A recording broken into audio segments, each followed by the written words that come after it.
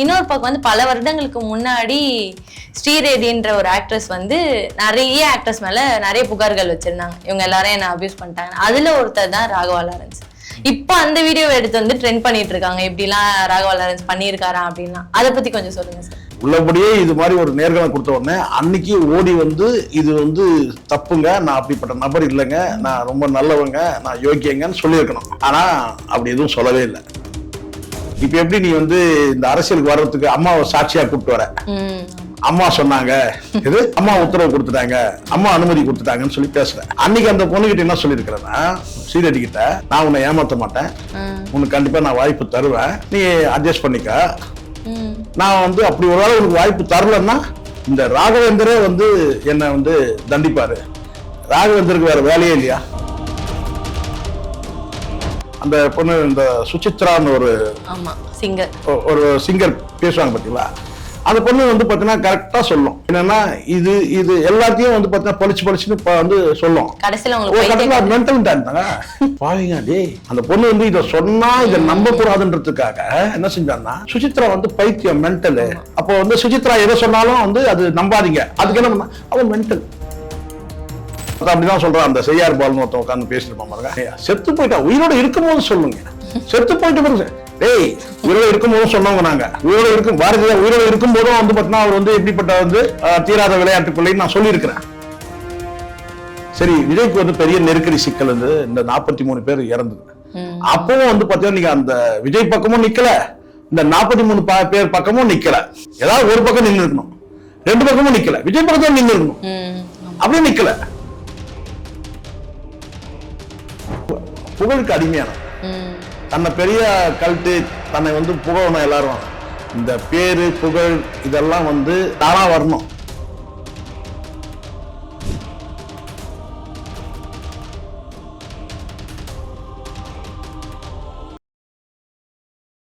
அனைவருக்கும் வணக்கம். இன்னைக்கு நம்ம நேர்காணல்ல ஜேர்னலிஸ்ட் சேக்குவரா ஜெயசங்கர் அவர்கள் தான் இணைந்திருக்காரு. வணக்கம் சார். வணக்கம். வணக்கம். அதாவது ராகவா லாரன்ஸ் அவர்கள் வந்து அரசியலுக்கு நான் வரவா வேணாமான்னு சொல்லிட்டு மக்களாகிய உங்ககிட்டயே விட்டுறேன்ற மாதிரி சொல்லி ஒரு வீடியோ போயிட்டு இருக்கு சார். அந்த வீடியோ வந்தது ஒரு பக்கம் இருந்தாலும் இன்னொரு பக்கம் வந்து பல வருடங்களுக்கு முன்னாடி ஸ்ரீரெடின்ற ஒரு ஆக்ட்ரஸ் வந்து நிறைய ஆக்ட்ரஸ் மேல நிறைய புகார்கள் வச்சிருந்தாங்க. இவங்க எல்லாரும் என்ன அபியூஸ் பண்ணிட்டாங்க. அதுல ஒருத்தர் தான் ராகவா லாரன்ஸ். இப்ப அந்த வீடியோவை எடுத்து வந்து ட்ரெண்ட் பண்ணிட்டு இருக்காங்க. இப்படிலாம் ராகவா லாரன்ஸ் பண்ணியிருக்காரா அப்படின்னா அதை பத்தி கொஞ்சம் சொல்லுங்க சார். இப்போ முதல்ல இது இப்படி போயிடலாம். இப்போ ராகவா லாரன்ஸ் குறித்து அவங்க வந்து ஒரு குற்றச்சாட்டு பதிவு பண்றாங்க. இதுக்கு முன்னாடியே பண்ணது, இது இந்நேரத்து பண்ணது கிடையாது. இதுக்கு முன்னாடியே சில வருடங்களுக்கு முன்னாடி, எந்த வருஷம் தெரியாது, அதை வந்து அவங்க வந்து ஒரு நேர்காணல் கொடுத்துருக்காங்க. நேர்காணல் கொடுத்தது யார்கிட்ட கொடுத்தாங்கன்றது நம்ம அப்புறம் பேசுவோம். நேர்காணல் கொடுத்துருக்காங்க. உள்ளபடியே இது மாதிரி ஒரு நேர்காணல் கொடுத்த உடனே அன்னைக்கு ஓடி வந்து இது வந்து தப்புங்க, நான் அப்படிப்பட்ட நபர் இல்லைங்க, நான் ரொம்ப நல்லவங்க, நான் யோக்கியங்கன்னு சொல்லியிருக்கணும். ஆனா அப்படி எதுவும் சொல்லவே இல்லை. சரி, அன்னைக்கு தான் சொல்லல. இன்னைக்கு நான் அரசியலுக்கு வருவேன்னு சொன்ன பிறகு பல விமர்சனங்கள் ஆகுது. ஏக்கத்தப்பா பேசுறாரு. போறவங்கலாம், அந்த தெருப்பக்கம் போறவங்கலாம் வந்து ராகவா லாரன்ஸ் கொஞ்சம் வெளியே வைப்பான்னு சொல்லி கூப்பிட்டு போறவரெல்லாம் அடிச்சுட்டு இருக்கலாம். இதான் உண்மை. போறவரெல்லாம் கூப்பிட்டு தம்பி லாரன்ஸ் கொஞ்சம் வெளியே வாமா அதை சொல்லி கூப்பிட்டு அடிச்சுட்டு போயிருக்கிறத பாக்குறோம். இப்போ இந்த இடத்துல வந்து நீங்க சொன்ன மாதிரி தேடி பிடிச்சி கொண்டு வந்து இந்த வீடியோ போடுறாங்க அப்படின்னு சொன்னாலும் பேசுறது உண்மைதானே. அந்த அம்மா பேசுறது உண்மைதானே. லாரன்ஸ் மீது வந்து குற்றச்சாட்டு சொன்னது உண்மைதானே. அப்ப இப்பயாவது நீ அது சம்பந்தமா பேசுறேன்னா இப்போ நீ பேசவே இல்லை. இப்பயாவது நீ பேசிடணும். சார் ரைட், அப்படியே கூட இருக்கட்டும். இப்போ வந்து இது நடந்திருக்கு. அதுல அவங்க சொல்லக்கூடிய வார்த்தை என்னன்னு கவனிச்சீங்கன்னா அதான் ரொம்ப ரொம்ப முக்கியமானது இந்த விஷயத்துல. இப்ப எப்படி நீ வந்து இந்த அரசியலுக்கு வர்றதுக்கு அம்மாவை சாட்சியா கூப்பிட்டு வர, அம்மா சொன்னாங்க, இது அம்மா உத்தரவு கொடுத்துட்டாங்க, அம்மா அனுமதி கொடுத்துட்டாங்கன்னு சொல்லி பேசுற.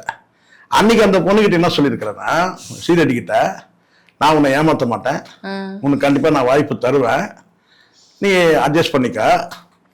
நான் வந்து அப்படி ஒரு வேளை உனக்கு வாய்ப்பு தரலன்னா இந்த ராகவேந்தரே வந்து என்னை வந்து தண்டிப்பாரு. ராகவேந்தருக்கு வேற வேலையே இல்லையா? நான் கேட்கறேன், தெரியாம தான் கேட்கிறேன். ஏடா நீ பண்ற தப்புக்கு ராகவேந்தருக்கு வேற வேலையே இல்லை. உன்னை இதெல்லாமா வந்து அவர் பார்த்துட்டு இருப்பாரு. இது இப்ப புரியுதுங்களா? இது போன்ற நிறைய நபர்கள் இருக்கிறாங்கம்மா சினிமால வந்து. ராகவா லாரன்ஸ் மாதிரி பல பேர் இருக்கிறான்.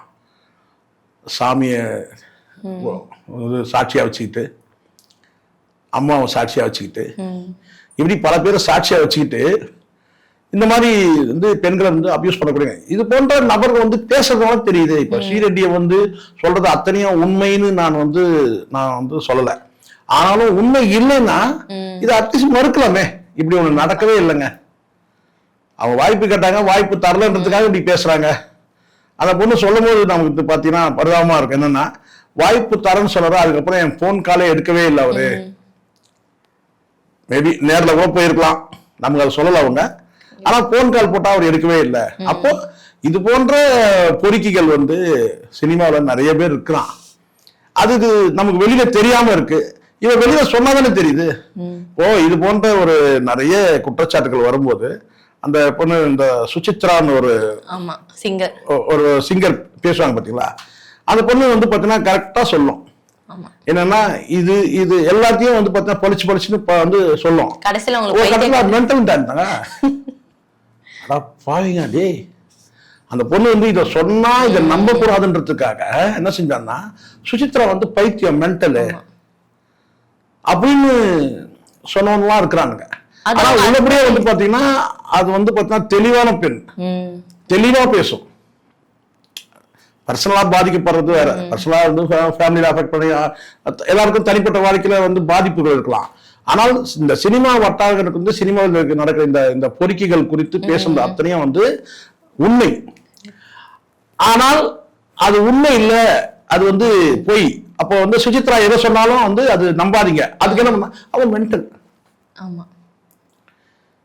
ஏன் மென்டல் சொல்றோம்னா அது வேற விஷயம், சரிங்களா? அது ஓரளவுக்கு உண்மைதான். அதுல இல்ல சொல்றேன் நானு. அப்போ இந்த இடத்துல எதுக்கு நான் சொல்ல வரேன்னா, ஒருத்தர் வந்து பாத்தீங்கன்னா வந்து ஒரு கருத்தை சொல்றாங்கன்னா அதை புறந்தள்ளாதீங்க.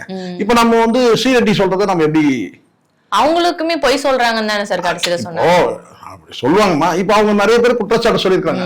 இங்க வந்து சில நேரங்கள்ல வந்து பாத்தீங்கன்னா நம்ம வந்து சிலதை நம்பணும், சிலதை நம்ப முடியாம தவிர்த்துட்டு போற மாதிரி இருக்கும். அது காரணம் என்னன்னா, சுசித்ரா வந்து எந்த குற்றச்சாட்டுக்குமே ஆளாகாத பெண். ஆனா அவங்க வந்து சொல்றாங்க இந்த மாதிரி சினிமா, ஏன்னா அவங்களுக்கு வந்து ஒரு பெண்ன்றதுனால தகவல்கள் நிறைய வரலாம். அந்த அடிப்படையில அவங்க வந்து சொல்றாங்க. அதை வந்து என்ன சொல்றாங்க, நம்ப கூடாதுன்றதுக்காக சினிமா வட்டாரத்தை என்ன கலைப்பு விடுறான்னு கேட்டா அது மென்டல் பாது. என்கிட்டயே சொன்னவங்களாம் இருக்கிறான். அது சொல்றதா நம்பாதீங்க, மென்டல் இல்ல. எனக்கு புரிஞ்சுக்க முடியும். ஒரு பெண் வந்து சொல்றாங்கன்னா இந்த சொல்லக்கூடிய உள்நோக்கம் என்ன அப்படின்றத என்னால வந்து அது ஓரளவுக்கு புரிஞ்சோம். அதுவே புரிஞ்சுக்காம நம்ம வந்து 30 வருஷம் 35 வருஷமா இந்த மீடியாவில் நம்ம டிராவல் பண்றோம். ஸோ அதனால ஸ்ரீரெட்டி வந்து பாத்தீங்கன்னா ஏமாற்றப்பட்டு இருக்கிறதுக்கான வாய்ப்பு நிறைய. ஏன்னா இவரை பத்தி இவன் துப்பாக்கரம் தெரியும் நமக்கு. யாரு இவன் வந்து எப்படிப்பட்ட ஆள் தெரியும். இவனை வச்சுதான் நம்ம புரிஞ்சிக்க முடியும் இது ஸ்ரீரெட்டி சொல்றது உண்மையா போயான்னு சொல்லிட்டு. இவன் எப்படிப்பட்ட ஆள் நமக்கு தெரியும். இவன் படத்துல வந்து அறிமுகப்படுத்தக்கூடிய அந்த கதாநாயகியா இருக்கட்டும், கதையா இருக்கட்டும், இது எல்லாமே நம்ம வந்து தெரிஞ்சுக்கலாம். இவன் லட்சணம் என்னன்றது நமக்கு தெரியும். இவன் எவ்வளவு வந்து பாத்தீங்கன்னா இவன் வந்து எதனால் துபாகூர்ன்ற அந்த வார்த்தையை நான் பயன்படுத்துறேன்னா, அவ்வளவு வந்து இவன் வந்து பாத்தீங்கன்னா வந்து தன்னை வந்து ப்ரொமோட் பண்ணிக்கிறதுக்கு என்ன வேணா இவன் பண்ணுவான். அது கடந்த காலத்தை ஜல்லிக்கட்டு விஷயம் எடுத்துக்க முடியாது. எல்லா தொடர்ச்சியா நிறைய ஒரு 4-5 சம்பவம் எடுத்துக்க முடியும். இல்லைன்னா அனாதை பிள்ளைகள் வந்து பாத்தீங்கன்னா வந்து சோறு போட்டு வளர்த்ததை கூட வந்து பாத்தீங்கன்னா அடையாளப்படுத்தி இவன் அரசியல் வரணும்னு நினைக்கிறான்னா இவன் எவ்வளவு மட்டமானவன். நீ ஒரு ஆதரவற்றவர்களுக்கு எடுத்து நீ வந்து ஒரு நல்லது செஞ்சிருக்கன்னா அதை போய் நீ அடையாளப்படுத்தி அதன் மூலமா அரசியல் நான் வரலாமா வேணும் எங்ககிட்டயே கேட்கிறேன். இது எப்படி இருக்கு? அப்ப அதனாலதான் இப்ப வந்து பாத்தீங்கன்னா ஒரு டோல் ஆயிட்டு இருக்கு.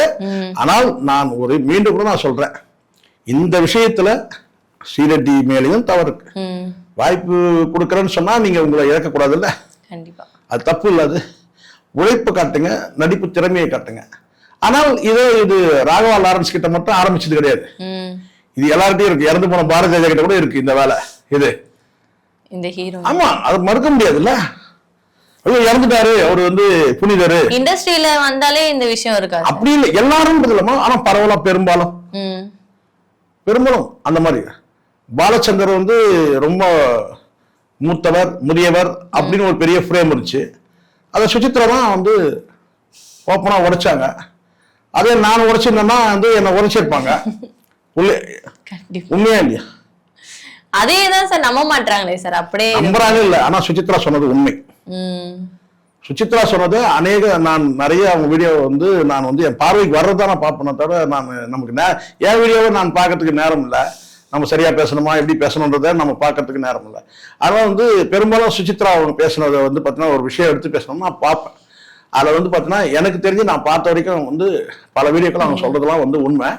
ஆனாலும் அதை சொல்றதுக்காக ஒரு சினிமா துறையில சார்ந்த ஒரு சிங்கரோ அது யாரோ ஒருத்தர் வந்து பேசுறதுக்காக அவங்களுக்கு வந்து துணிச்சல் இருக்குல்ல. ஆனா அவங்க சொல்றது வந்து உண்மையா இல்லையான்னு எனக்கு தெரியும். உண்மை, அவங்க சொல்றது உண்மை. பாலச்சந்தர் குறித்து பேசுறது சொன்னது உண்மை. ஆனாலும் இங்க வந்து பாத்தீங்கன்னா வந்து இந்த திரையுலகத்துல வந்து பாத்தீங்கன்னா சுசித்ரா சொல்றதெல்லாம் நம்பாதீங்க, அது ஒரு மென்டலு அப்படின்னு சொல்றவங்க. ஆனா நமக்கு தெரியும், எனக்கு தெரியும், எனக்கு மட்டுமே கிடையாது, இன்னும் பலரும் சினிமா துறையில இருக்கவங்களுக்கு தெரியும் அவங்க சொன்னது உண்மையா என்னையா. ஆனா வந்து இங்க தான் சொன்ன அந்த கவிஞர் தாமரை சொன்ன மாதிரி இறந்து போனவங்களெல்லாம் நம்ம வந்து புனிதமானவர்னு நம்ம கொண்டாடணும், வேற வழி கிடையாது. அவங்க வந்து எதுவுமே சொல்ல முடியாது. என்னங்க இறந்து போனவரை போய் சொல்றீங்க? ஒருத்தன் அப்படிதான் சொல்றான், அந்த செய்யார் பால்னு ஒருத்தன் உட்காந்து பேசிருப்பான் பாருங்க. செத்து போயிட்டா உயிரோட இருக்கும்போது சொல்லுங்க, செத்து போயிட்டு பாருங்க. டேய் உயிரோட இருக்கும்போது சொன்னவங்க நாங்க. உயிரோட இருக்கும் பாரதிய உயிரோட இருக்கும் போதும் வந்து பாத்தீங்கன்னா அவர் வந்து எப்படிப்பட்ட வந்து தீராத விளையாட்டு பிள்ளைன்னு நான் சொல்லியிருக்கிறேன். இறந்த பிறகு சொல்லிதானே ஆகணும். அவர் இறந்து போயிட்டு அவர் சாமியா கும்பிடுங்க, வணக்கங்க, ஆமா ஐயா பாரதிதாஸ் அப்படியே சொல்ல முடியும். உண்மை எனக்கு என்ன பேசிதான் ஆகணும். எத்தனை வருஷம் ஆனாலும் எத்தனை வந்து உண்மை ஒரு நாளைக்கு வந்து வெளியே வந்தே தெரியும், யாராவது ஒருத்தர் பேசிதான் ஆகணும். கண்டிப்பா. இதுல என்ன வந்து பார்த்தா உயிரோடு இருக்கும்போது பேசுவோம், செத்து போனவர் பேசக்கூடாது என்ன இருக்கா என்ன? அந்த மாதிரி ஒரு பழக்கம் செத்து போயிட்டோம்னா வந்து அவங்க வந்து நீங்க ஒரு பொய்யான ஒரு குற்றச்சாட்டு சொல்லுங்க. இப்போ உயிரோடு இருக்கும்போது ஒருத்தர் பேசவே இல்லைங்க, இறந்து போனவருக்கு பேசுறாருன்னு சொன்னா பரவாயில்ல. நாங்க உயிரோடு இருக்கும்போதும் பேசிருக்கோம். இந்த பாரத யாரு உயிரோடு இருக்கும்போது பேசியிருக்கோம். இப்ப உயிரோடு இருக்கும்போது பேசுனா இப்போ வந்து இறந்த பிறகு அதை சொல்லலாமே, அது ஒன்றும் தப்பு இல்லையே. ஐயோ அதை சொல்லக்கூடாதுல்ல. இப்ப நான் சொல்ல இந்த லாரன்ஸ் பத்தி இப்ப நம்ம பேசுறோம். நம்ம பேசுறது காலத்துக்கு பதிவா தான் இருக்க போகுது. எத்தனை வருஷம் ஆனாலும் அது பதிவு இருக்கும். இப்ப நான் கேட்கிறேன், இப்ப எப்படி வந்து சீரடி வீடியோ தேடி எடுக்கிறாங்க, அது யாருக்கிட்ட பேட்டி கொடுத்துருக்காங்க தெரியுமா? பெலிக்ஸ் ஜெரால்ட் தேசிய செய்தி தொடர்பாளர் தாவேகால. இன்னைக்கு எப்படி காலம் எப்படி மாறுது பாருங்க. இப்ப அவரே அவரும் சாட்சி. இப்போ யாரு லாரன்ஸ் வந்து கட்சியில சேர்க்கணும்னு சொன்னா அவரு தான் போய் ரெக்கமெண்ட் பண்ணணும் என்னன்னு சொல்லிட்டு. யாரு தேசிய செய்தி தொடர்பாளர் வந்து பெலிக்ஸ் வந்து ராகவா லாரன்ஸ் வந்து நம்ம கட்சியில சேர்த்துக்கலாம். ஆனா அது அப்படிதானே சார் சொல்றாங்க, தாவேக்கால தான் சேர போறாருன்னு அவரே போஸ்ட் போடுறாரு. எல்லாம் சொல்லலாமா? தலைமை என்ன முடிவு எடுக்குதுன்னு கட்சியோட தலைமை தானே முடிவு எடுக்கணும். கட்சி என்ன முடிவு எடுக்கணும்? நீங்களா இப்ப நேரத்துல வந்து பாத்தீங்கன்னா வந்து ராகவா லாரன்ஸ் ஏஐ போட்டோ வந்து சுத்திட்டு இருக்குது. அது யார் பண்ணிருப்பாங்க? விஜயும் ராகவா லாரன்ஸ் இருக்கக்கூடிய ஏஐல சுத்திட்டு இருக்கு. அதை பாதி பேர் நினைப்பான் உண்மைன்னு நினைப்பான் இல்லையா? சிம்பு போய் சந்திச்சு வந்திருக்காரு, அது வந்து உண்மை, அதையும் கூட ஏஐ நினைப்பான். ஆமா, ஜூம் பண்ணி பாக்குறாங்க சார், இது ஏஐயா உண்மையான்னு சொல்லிட்டு. ஆனா அது உண்மை. இங்க நிறைய இருக்குமா? இங்க வந்து பாத்தீங்கன்னா என்னை கேட்டால் நான் ஒரே வார்த்தை நான் சொல்லுவேன், சினிமாவில வாய்ப்பு கேட்டு போறீங்க, உங்களை அபியூஸ் பண்றாங்கன்னு சொன்னா நீங்க அதுக்கு சம்மதிக்க கூடாது. பொறுக்கிகள் இருந்துட்டு தானே இருப்பான். எதிர்ப்பு யாருக்குன்றது பார்க்கணும். எதிர்ப்பு வந்து பாத்தீங்கன்னா பெண்களுக்கு தானே. பெண்கள் தான் எச்சரிக்கையா இருக்கும். லாஸ் அதுக்காக வந்து அவங்க செய்யறது சரின்னு நான் சொல்லல. ஆனால் பொறுக்கிகள் காலத்துக்கு இருந்துட்டு தான் இருப்பான். நாம தான் எச்சரிக்கையா இருக்கும். எதிர்ப்பு யாருக்கும் லாஸ் யாருக்கும்? நமக்கு தானே. நம்ம இந்த சுஜித்ரா அவங்கள பத்தி பேசும்போது சார், அவங்க வந்து எல்லா நடிகைகளும் வந்து இது மாதிரிதான் இருக்காங்க, ஒரு 2 பேரை மட்டும் தவிர்த்திருக்காங்க சார், சூர்யா, அஜித் அப்படின்னு. எல்லாரும் இல்ல, அந்தந்த பிரச்சனைகள் சர்ச்சைகள் வரும்போது அவங்க வந்து பேசுவாங்க. ஆனா சூர்யா அஜித்தை மட்டும் அவங்க நல்லவங்க, அவங்க பார்வை தானே சொல்றாங்க, அவங்க பார்வையை சொல்றாங்க. இதுல எப்படி நம்ம சொல்ல முடியும்? அவங்களுடைய பார்வையில அவங்களுக்கு வந்த தகவல் அடிப்படையில் சொல்றாங்க. அப்ப அவங்க வந்து இவங்க சர்டிபிகேட் கொடுக்கலையே, அவங்க குறித்து ஒரு தகவல் கேட்கும்போது அது சர்ச்சை ஆகும்போது பாத்தீங்கன்னா அவங்க இருக்கிற அவங்க கிட்ட வர தகவல் தான் எனக்கு தெரிஞ்ச வரைக்கும் நான் பார்க்கும்போது அவங்க கிட்ட என்ன இன்ஃபர்மேஷன் இருக்குதோ அதை அப்படியே சொல்லிடுவாங்க வெளியில.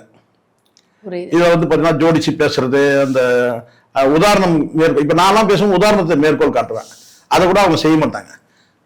வந்திருக்கிற விஷயம் என்னமோ அதை மட்டும் பேசிட்டு அப்படியே போயிடுவாங்க, கடந்து போயிடுவாங்க. ஸோ அதனால நம்ம அதை வச்சு ஏன் அவங்கள இவங்க சொன்னீங்க, ஏன் அவங்கள சொல்லல அப்படின்னு கிடையாது. வரக்கூடிய விஷயத்தை வச்சு அவங்க பேசுவாங்க. இப்போ நான் அப்படிதான் பார்த்திருக்கிறேன். நீங்க ரொம்ப சொல்றீங்க, ஐயோ நீங்க சுசித்ராவுக்கு முட்டை கொடுக்குறீங்க அப்படின்னு அது வேற சொல்லுவீங்க. அப்படிதான் கிடையாது. என் தங்கை மாதிரி தான் நான், நீங்களா இருந்தாலும் சரி, சுசித்ரா என் தங்கை மாதிரி தான் இருக்கிறத சொல்லணும். ஆனா எனக்கு நான் கூர்ந்து கவனிச்சேன், அந்த பொண்ணை வந்து இவங்க இந்த திரைத்துறை சார்ந்தவங்க கேட்டா மென்டல்னு வந்து இப்போ அதான் கான்செர்ட்ல பண்றாங்களே சார், விஜய் ஆண்டனி கூப்பிட்டு. அதான் இல்லம்மா, அதுதான் நான் சொல்றேம்மா. இங்க வந்து இந்த இடத்துல நீங்க சொன்னா நீங்க தான் உங்களுடைய வாழ்க்கையை முடிவு பண்ற இடத்துல இருக்கிறீங்க. இந்த வாழ்க்கைன்றது வந்து பார்த்தீங்கன்னா ஏதோ ஒரு குறிப்பிட்ட என்ன சொன்ன ஒரு நிமிடங்கள்ல முடிஞ்சிருது கிடையாது. ஒரு நீண்ட நிறைய பயணம் இது. அதுல வந்து நீங்க யாருன்றதை நீங்க தான் ப்ரூவ் பண்ணணும். அதுக்கான வாய்ப்பு உரிமை உங்களுக்கு இருக்கு. அந்த வாய்ப்பு வரலாம்னு நீங்க காத்திருக்கலாம். ஆனா அதுக்குள்ள நீங்க வந்து ஒரு வீட்டில் பூச்சி மாதிரி வாழ்க்கையை இழந்துடக்கூடாது இல்ல. அதனால வந்து ஒரு நீண்ட பயணம், நெடிய பயணம். ஒரு இடத்துல வாய்ப்புனா இன்னொரு இடத்துல வாய்ப்பு, ஒரு கதவு மூலம் இன்னொரு கதவு மூலம் போறீங்க. இந்த மீடியா ஃபீல்டே நான் எவ்வளோ அவமானப்பட்டிருக்கிறேன், அசிங்கப்பட்டிருக்கிறேன். அது எனக்கு மட்டும்தான் தெரியும். அதெல்லாம் கடந்து வந்தாதான் ஜெயிக்க முடியும். இப்போ ஸ்ரீரெட்டியை பத்தி பேசும்போது சார், இப்போ ராகவா லாரன்ஸ் அவர்கள் வந்து அரசியல்ல நிக்க போறேன் வரப்போறேன்னு சொல்லவும் அதை எடுத்து பேசுறாங்க. அது கரெக்டா சார்? அப்படி இல்லைம்மா. எப்பவுமே ஒன்று சொல்றேங்க, ராகவா லாரன்ஸ் பொறுத்த வரைக்கும் எப்பெல்லாம் வந்து ஒரு லைம் லைட்டுக்கு வந்து தன்னை ஃபோக்கஸ் பண்ணிக்கணும்னு நினைக்கிறாரோ அப்பெல்லாம் வந்து பார்த்தீங்கன்னா வந்து விமர்சிக்கப்பட்டிருக்காரு. காரணம் கேட்டீங்கன்னா அது ஃபேக்கா இருக்கும்.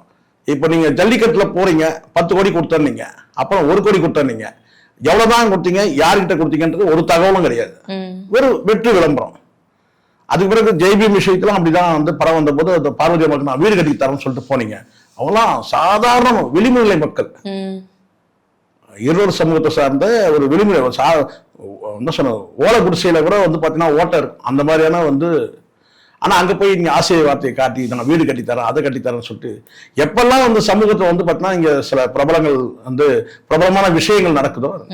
ஆனா இவெல்லாம் வந்து கோவிட் பீரியட்ல சுருண்டுட்டு இருந்தான். அது கோவிடா இருக்கட்டும், அது வந்து பெரிய டிசாஸ்டர் பீரியட்ல எல்லாம் இவங்கெல்லாம் வந்து பாத்தீங்கன்னா எங்க இருந்தானுங்கன்னா தெரியாது. சரி, இப்பவும் நான் சொல்றேன், விஜய் அவர்கள் வந்து அரசியல் கட்சி தொடங்கியிருக்காரு. அரசியல் கட்சி தொடங்கும் போது நீங்க ஆதரவு தெரிவிக்க இல்லை விஜய்க்கு. சரி, விஜய்க்கு வந்து பெரிய நெருக்கடி சிக்கல் வந்து இந்த 43 பேர் இறந்தது. அப்பவும் வந்து பாத்தீங்கன்னா நீங்க அந்த விஜய் பக்கமும் நிக்கல, இந்த 43 பேர் பக்கமும் நிக்கல. ஏதாவது ஒரு பக்கம் நின்று இருக்கணும், 2 பக்கமும் நிக்கல. விஜய் பக்கத்துல நின்று இருக்கணும், அப்படியே நிக்கல.